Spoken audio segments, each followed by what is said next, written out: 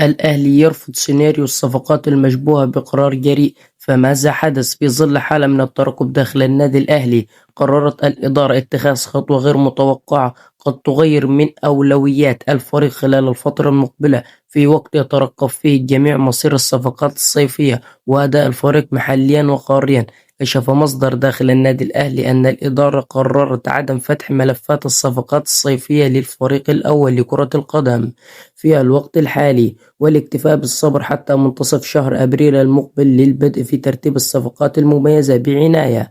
وأضاف المصدر أن النادي سيراقب عن كسب مباريات كأس العالم 2026 لاختيار أفضل العناصر من بين 48 منتخبا مشاركا في النسخة الحالية، على أمل التعاقد مع لاعب مميز متاح حاليا وفنيا. ويستعد الأهلي لملاقاة المقاولون العرب مساء السبت المقبل على استاد عثمان أحمد عثمان بالجبل الأخضر ضمن الجولة 21 من الدوري المصري الممتاز. الأهلي يرفض رحيل ترب، وأكد المصدر أن إدارة الأهلي لا تفكر في توجيه الشكر للمدير الفني يسترب كما زعم البعض، مشددا على استمراره الدعم الكامل له. وأوضح أن الغضب الجماهيري بسبب سوء النتائج مفهوم، لكنه يجب أن ينظر إلى في سياق الأداء العام، مثل سوء التوفيق في مباراة زد الأخيرة حيث أهدر الأهلي عدة فرص محققا فيما سجل زد من فرصة واحدة. وتابع المصدر أن الفريق لا يزال منافسا قويا على بطولة الدوري المصري،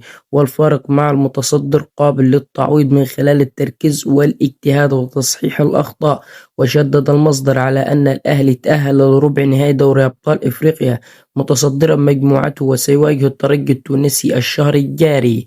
وأكد أن الأولوية في الوقت الحالي هي تحفيز اللاعبين والجهاز الفني لتجاوز بطل تونس، بدلا من الحديث عن تغيرات في الجهاز الفني أو إقالة ترب في هذا التوقيت الحساس.